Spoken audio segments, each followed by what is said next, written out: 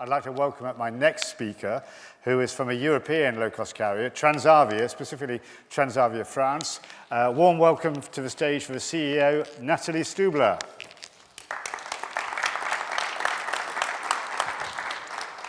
Alors, bonjour, Nathalie. Merci, John.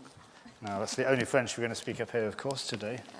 I think it will be Welcome in to English. London. You managed to get here despite Brexit. The walls have not been put up yet. So, welcome, as I said. And Thank you. You have been CEO of Transavia France. I don't know from the beginning, but certainly a number of years. I started in 2016 Okay. as CEO of Transavia France. And when was it set up? Because there are two Transavias. Yes, Transavia France was born in 2007 inside the group Air France KLM. The group decided to have also a low-cost tool based in France, targeting the home market, French home market. And the model was already present inside the group because there was Transavia Netherlands existing now for now more than 50 years. And it was decided to create Transavia France based on the model of Transavia Netherlands. And we share the same brand, we have the same customer proposition, the same tools. We talked a lot about Navitaire just before, we have the same Navitaire suite than Transavia Netherlands. So in terms of commercial, we are completely, let's say, joint organization. Okay, and so you do talk across the countries between Amsterdam and Paris? Of course. Okay. So we share already a lot. We just have 2 AOC and, of course, 2 CLAs. And we focus each on our own market, the Dutch for HV and the French market for us. Okay. And within France, I mean, you're based principally in Paris, so only in Orly Airport? Yes. Not in CDG? No, we are based in Orly Airport. And in the regions? And also in Nantes and Lyon. Today, this summer, we have 38 aircraft. 5 are based in Nantes and 3 are based in Lyon. So, of course, our main base is Paris-Orly. And we are really focused on point-to-point traffic and very leisure-oriented or VFR-oriented. Okay. And so you don't perform any kind of feeding role, not No. officially at least, into Air France in Paris? No, because really we are, the business model is really the low-cost player. Our costs are sufficiently low to be a low-cost carrier. And really, the product in Schiphol is really leisure and VFR. We have a lot of also commuting people between some France and some other countries. Now, although you are a standalone company, you're the CEO, but I know, chatting to you earlier, you have some career experience in Air France and indeed in another independent French airline, Air Inter, in the past. But it's often a challenge for a low-cost carrier that is, you could say, a child, or I like to say an adolescent, in the family of, let's say, a legacy group. How do you find it? Because a bit like Felix was saying, he had some experience in a legacy airline, you did. Did you find it hard to make the jump, or do you find it amongst the relationships with those people in that big company, they don't understand really what it's all about? I think it's very interesting to do the move. I think you can learn from both experience. Mm-hmm. Now it's completely clear from this legacy group that the need of a low cost to have some strong position out of our home markets is completely understood. So there is no difficulties about that. Of course, we share some also concern. Well, we have some discussion with the main shareholders, which is a group.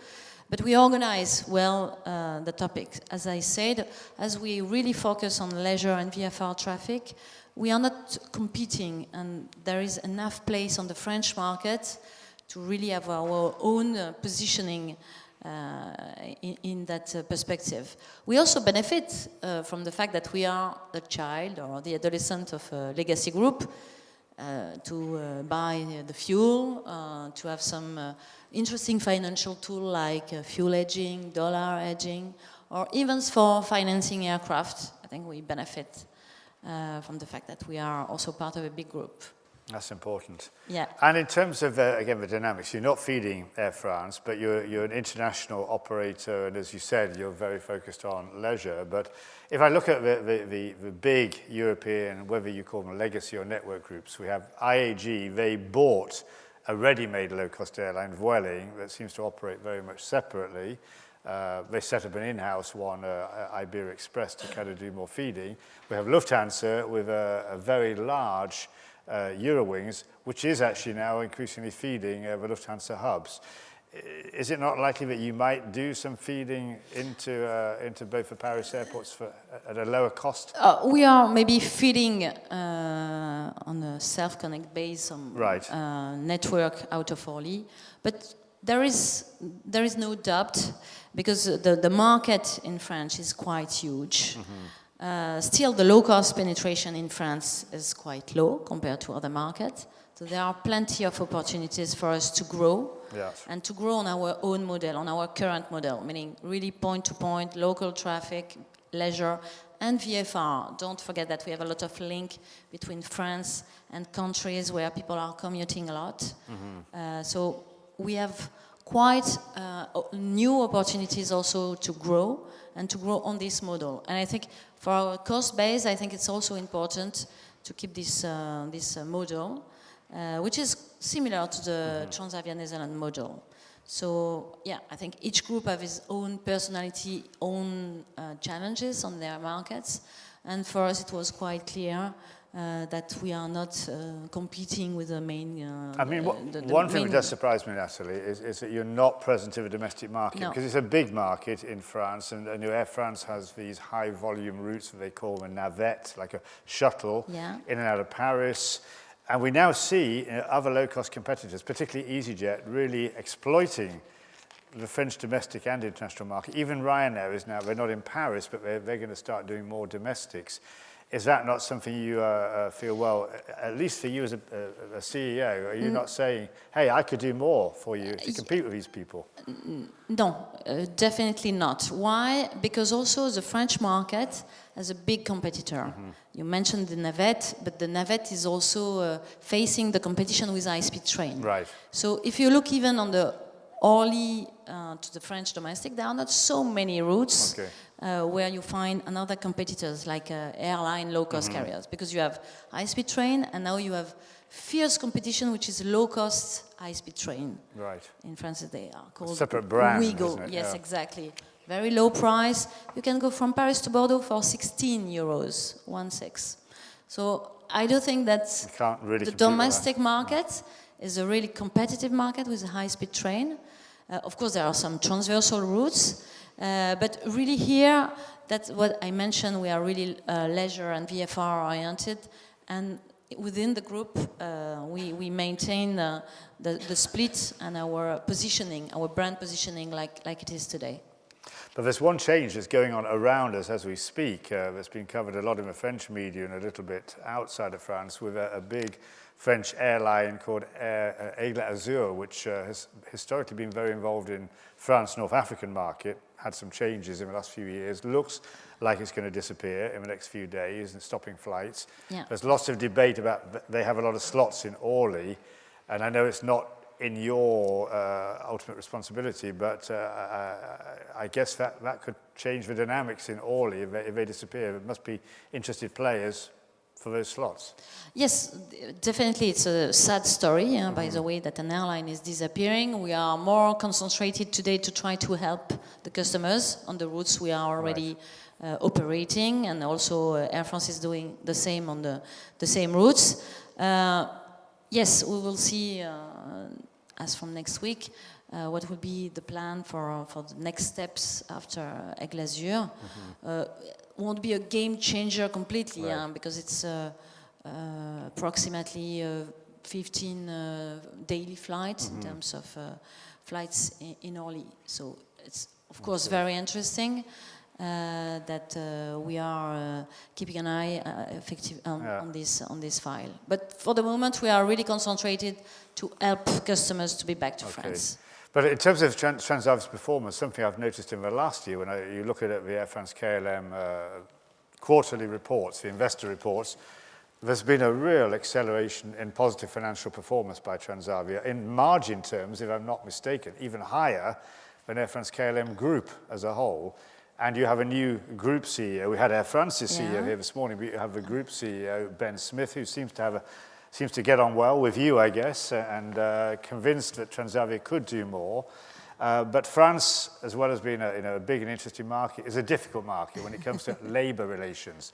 You know, Air France has been known as a group for strikes in the past. I know you have a couple of little issues yourself, but Ben Smith seems to have indicated he would like to see Transavia grow. You described the opportunity. Do you think we will see you grow in the near future? Definitely. Yes. Yes, in the past we have a scope clause in the unions, the pilots union of Air France, and Transavia was capped at 40 aircraft. As I mentioned, today, this year we are at 38, so approaching the cap. And it has been announced at the start of the summer that the negotiation went well. A first step has been made with a referendum within this union to say yes to a proposal which was on the table. Currently, finalization of this agreement is ongoing, and it was a major step. So definitely, we are removing this cap. It will be removed in the next weeks.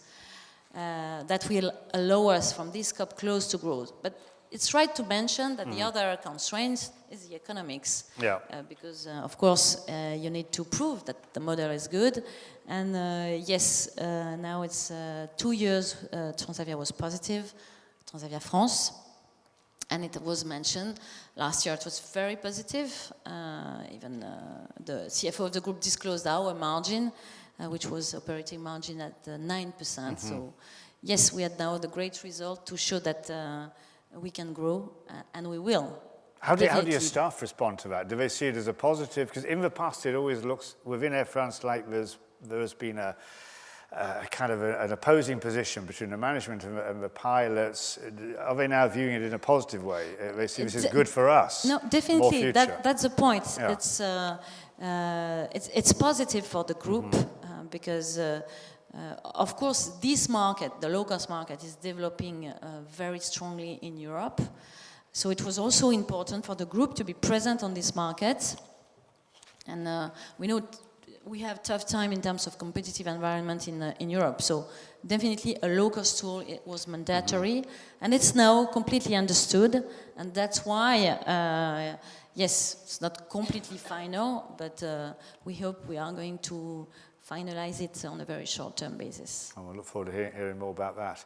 Now, Nathalie, you're going to come back and join us on the panel, and I know there's some interesting things to talk to you about with the environment. So rather than rush it, I think we'll save it because you're going to go take a little rest and come back in about half an hour. Yes, so for it now, will be important to talk about it. If I forget, remind me. Yes, because we yes. have Alexandre Gignac and Erigai mentioned it this morning here on stage. So I mean, it's come up a lot in the last couple of days about whether airlines are showing enough responsibility in what they're doing. And I know you mentioned to me already there are some things that are well worth talking about. So for now, Nathalie, grand merci. Thank you very much. Thank you. Go and have a little rest and back in half an hour. So Nathalie Stubler, ladies and gentlemen.